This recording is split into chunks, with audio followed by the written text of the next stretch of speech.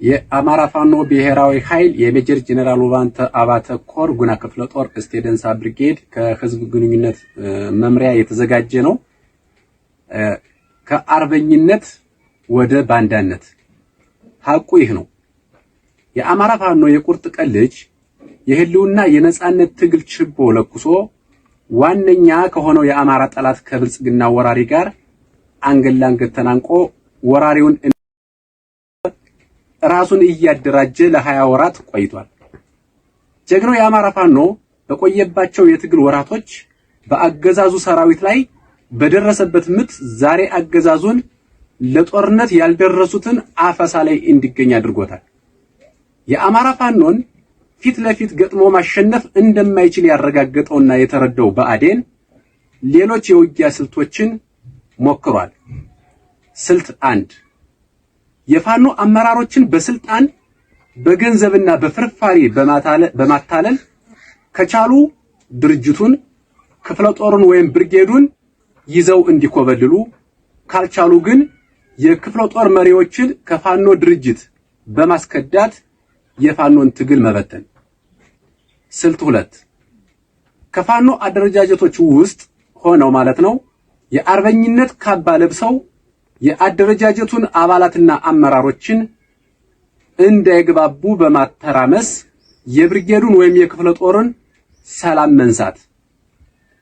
ስልት 3 ከክፍለ ጦሩ ወይም ብርጌዱ ውስጥ ሆነው አባሉን አተራምሰው ሰላሙን ከነሱት በኋላ አባሉን እርስ በርስ እንዳይግባባ ማድረግ ከቻሉ በኋላ ከክፍለ ጦሩ ወይም ከብርጌዱ አፈንግጠው በመውጣት በቁጥራቸው 20 እና 50 ሳይሆኑ ክፍለ ጦር ነን በማለት ድርጅት መስርተናል በሚል ከወጡ በኋላ ከብአዴን ተተኳሽ እየተላከላቸው ጭምር የወጡለትን ወይም የወጡበትን ክፍለ ጦር ወይም ብርጌድ ላይ ትንኮሳ መፈጸም። ስልት 4 እንዲሁ ከብልጽግና ጋር ውል የወሰዱ የአርበኝነት ካባ ያጠለቁ ፋኖን ከህዝብ መነጠያ የመጨረሻው ፕሮጀክት ዘራፊ ኃይል መፍጠር ነው። እንዲህ የፋኖ የአርበኝነት ካባ ለባሾች ባንክ ወይም ተቋማትን ይዘርፋሉ፣ ተሽከርካሪ፣ አርሶ አደርና የከተማ ነዋሪ ያግታሉ፣ በከፍተኛ ብርም ይለቃሉ ከፊሉን። ይህ ፕሮጀክት ፋኖን ከህዝብ መነጠያ የመጨረሻው ፕሮጀክት ነው። ግን አልተሳካላቸውም። ከስራው ብትንትናቸው ወጥቷል። የአማራ ፋኖ አንድነት በጎንደር የሜጀር ጀነራል ውባንተ ኮር አንድ ማለት ነው የጉና ክፍለ ጦር እስቴ ደንሳ ብርጌድ እዚህ ቦታ ላይ ነው የምንገኘው። ስለዚህ ይህ ብርጌድ እንደ ብርጌድ፣ ክፍለ ጦር እንደ ክፍለ ጦር፣ ኮር እንደ ኮር ሰሞኑን እየሰራቸው ያሉ ስራዎች አንዳንድ አባሎቻችን ላይ ስርዓት አልበኝነት በተፈጠሩና በፈጠሩ አካላት ላይ የምንገኘው እና ሰሞኑን አጠቃላይ አለምበር በተባለው ቀጠናም በተመሳሳይ እዚህ ጉና ላይ አዳራ ተብሎ ከሚጠራው እስቴ ወረዳ ቀበሌ ላይ የሚገኙ ማህበረሰቡን የሚያንገላቱ ልጆችን የፋኖ አባሎች ነው የምንገኘው። አውደ ውጊያዎችንም አድርገን ደርሰናል። የሚመከረውን ስንመክር ቆይተናል። እምቢ ያለውን ግን በዚህ አውደ ውጊያም እነዚህ የምታዋቸው የፋኖ አባሎች አፋድ ወይም ህዝባዊ ድርጅት ተብሎ ከተቋቋመው ያሉ ልጆች ናቸውና በምርኮ የተያዙ ናቸው። እስኪ ራሳችሁን እያስተዋወቃችሁ በምርኮ ነው የመጣችሁና በአውደ ውጊያው ያላችሁበትን ጦርና ራሳችሁን እያስተዋወቃችሁ ያለውን ሁኔታ ጠይቃችኋለሁ። ወንድሜ ማን ነው ስምህ? እኔ ብሩካሰው ብሩካሰው። ኃላፊነት ምንድን ነበር? ዲሽካ ተኳሽ ነበር። ዲሽካ ተኳሽ። በጣም ጥሩ።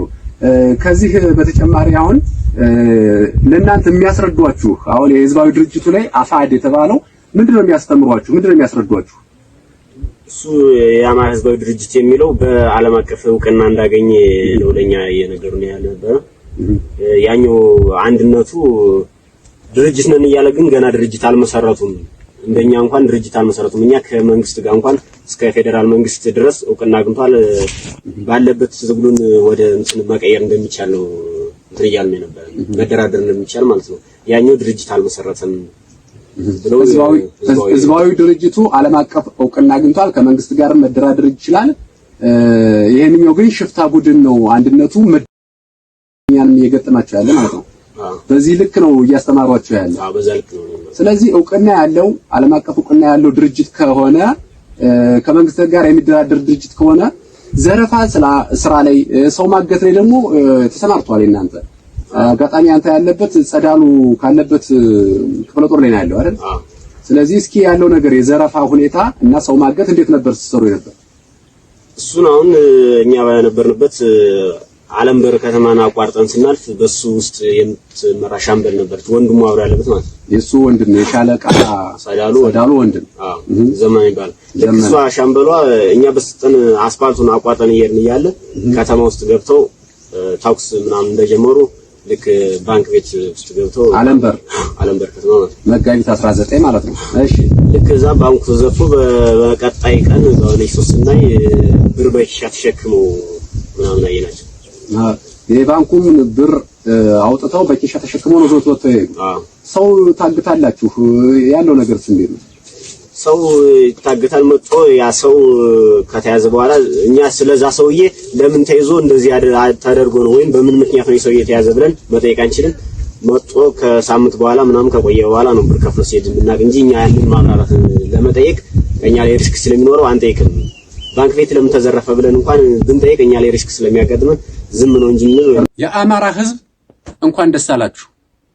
ከበርካታ እልህ አስጨራሽ ትግልና ውጣ ውረድ በኋላ እንደ ወርቅ በእሳት ነጥሮ የወጣ የአማራ ፋኖ ከተወለደው የአማራ ፋኖ ብሔራዊ ኃይል ድርጅት ማግስት በዘረፋ የተሰማራውም ሆነ ትክክለኛውን ታጋይ አዳክማለሁ ብሎ በየጊዜው ትንኮሳ ላይ የቆየው ኃይል የተሰጣቸውን ፕሮጀክት ከዚህ ድርጅት ምስረታ በኋላ ማስኬድ ስለማይችሉ የሚመሩትን ክፍለ ጦርና ድርጅት ጥለው ውል ወደ ወሰዱበት በአዴን የባንዲት ካባቸውን ተጎናጽፈው ስማቸውን ጥቁር መዝገብ ላይ አስቀምጠው ገብተዋል።